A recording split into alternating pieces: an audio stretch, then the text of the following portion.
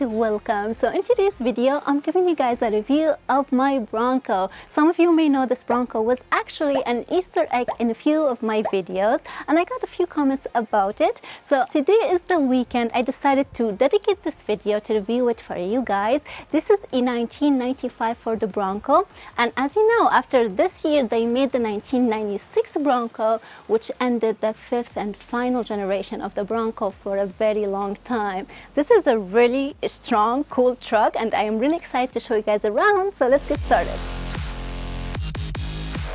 Starting with the exterior, this color is called Lapis Blue Metallic, two-tone with this beautiful gray color. I love it. And the interior color is called Royal Blue, which we don't see nowadays. I just love everything about this truck, honestly. I just think this is a really cool truck that you can buy and have some fun with it. It does very well off-road, although it's not good on gas. Seriously, it's like a tank on wheels compared to other vehicles we had, but I just love it. Those side steps were actually exclusive for the 94 to 96 model years. They were factory on the Eddie Bauer and sport trims, and they were available to order for the XLT. Now the four-wheel drive works amazing. It's really easy to use. The lock and hubs are automatic on this truck, but manual were optional. As far as wheels, we have Alcoa forged aluminum 15-inch wheels with 31-inch BFG tires. They ride nice and aren't too noisy. Now, Ford introduced the twin traction beam in 1980, and it was groundbreaking at that time.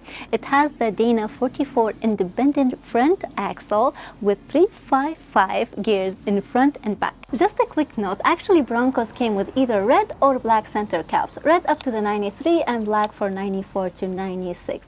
When I first purchased this truck, it came with the red center caps, and luckily I was able to find a brand new set of black original from Ford, which was nice because I feel they fit the truck better. Everything on this truck is original except for the exhaust, the radio, which I'm going to show you in just a second, and one other thing. I'm not going to say this early, I'll let you know when we get there, but if you can guess it when you see it, drop a comment down below and we'll see how many of you guessed it right. But back to the exhaust, was actually upgraded to the Gibson Catback. The tone is not too loud.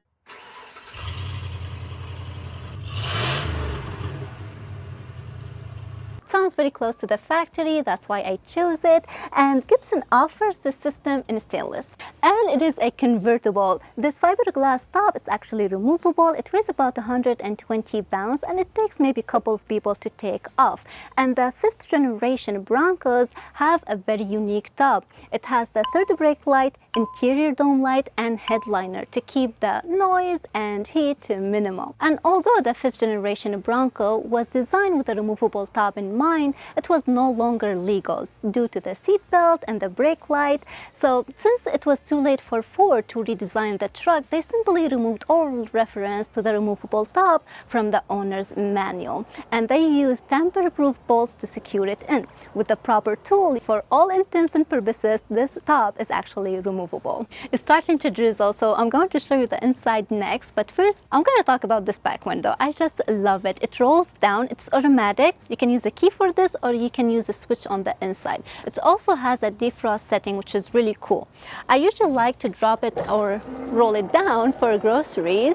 I can reach it from here, and when you roll it down, you can also reach in and open the drop gate. So now you have more access to the cargo area, and this is a really nice tailgate, like a pickup truck. But this is even better because it has this carpet, so it's actually really nice and comfortable. You can tailgate now comfortably at like sporting events or maybe a drive-in movie. I just love it. And the bench seat, it can actually be folded forward, and you have more cargo space if you wanted to. It is also completely removable, so you can detach it and remove it. Just be careful because it is heavy. I really love these old school door handles.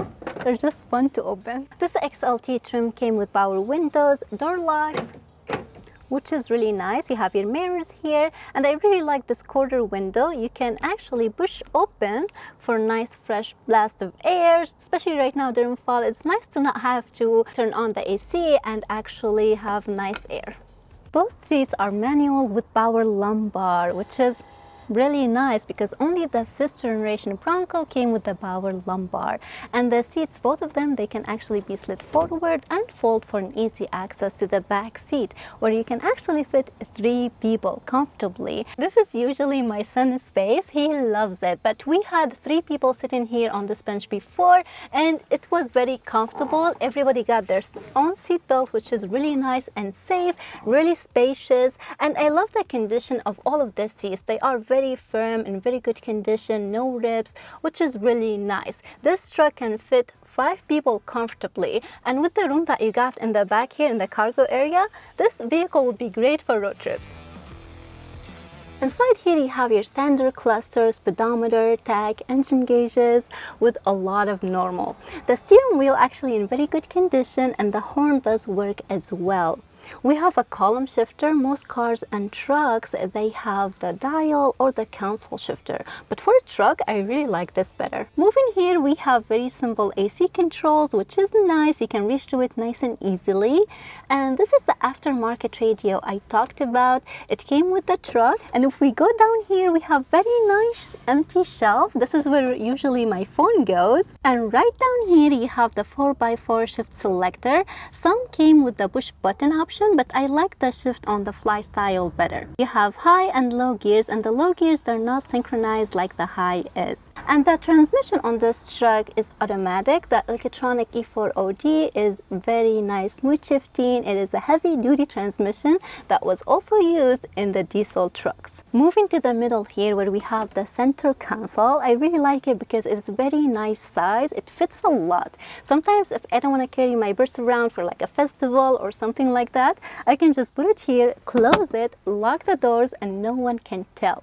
But I don't know what kind of cups they were using in the 90s, because today's cups, they all want to tip over. I tried so many bottles and cups, and nothing seemed to not want to tip over. We also have a nice glove box here. I can reach to it with some effort because it's really wide in here, but I like that because, like I said, everyone has their own space, everyone like nice and comfortable, but it is really decent size and you can close it. And the last thing I want to talk about is the carpet.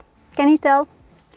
All right. So the carpet is been replaced. Unfortunately, it's not original. My husband is on a hunt to find an original carpet for this truck because he likes everything to be original. I don't blame him. Everything he bought for the truck so far, it is either brand new old stock Ford or Motorcrafts. And if you want your truck to run for a long time, I really suggest you do the same. Alright guys, so now it is time to show you where all the horses live. So inside the hood here, we have the 5.8 liter V8 351 Windsor engine. It has 210 horsepower with 325 feet-pound of torque. Now it also came with the 5.0 V8. It has about the same power but less torque at 270. And fun fact, it's actually called the Windsor engine because it was made and built at the engine plant in Windsor, Canada. And from the 94 to 96, they used roller block. It has different casting than previous generation and is thought after. I've seen these engines with 300,000 miles, which shows you their strength. Now, it may not be the fastest vehicle in the world, but the 5.8 engine has a decent amount of power that can easily navigate this truck. And not to mention, there's plenty of power upgrades that can be done to boost power output. But even as is, I think this truck is very powerful. It's a pleasure to drive at the highway speed. It can tow 4,000 pounds from the bumper and 7,000 pounds from a trailer hitch. Alright, now we're gonna turn it on so you guys can hear it. It is actually, let's turn it on first. Sounds pretty good. It starts and goes with no fuss, 0 to 60 in like 10 gallons. Just kidding. It averages about like 11 on the street, 15 on the highway, and it's actually pretty quiet in here, especially if you maintain the door sills. My husband replaced both sides recently. You can also add some sound deadening material in the doors if you want to make it like Mercedes, but it really doesn't need it. As is, it drives very nice, very straight, no vibration, no squeaks, no rattles, and I really like that. And something I actually like the most on this truck is repair and maintenance are cheap, especially if you do the work yourself. In my case, my husband does the work, he's the best. It shares most parts with the #1 selling vehicle, the F-150, but the only problem he has, sometimes it is just hard to find original parts for it.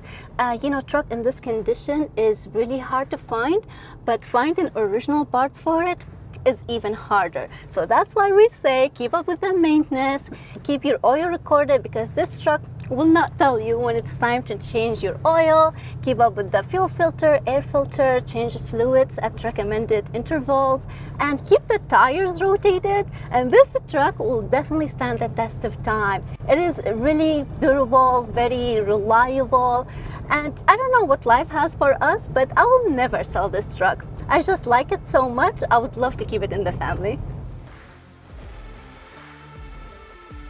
It is just stunning. It's a very unique vehicle today. Rarely day goes by and I don't get compliment on it. I love the fact that you can go play with it in the mud on the weekend and it will still get you to work or school the next day. We love taking it on trails. It would seriously climate tree if gravity would allow it. But that does it for this video, guys. I really hope that you all enjoyed it. If you did, please thumbs it up, consider subscribing, and I'll see you next time. Bye bye.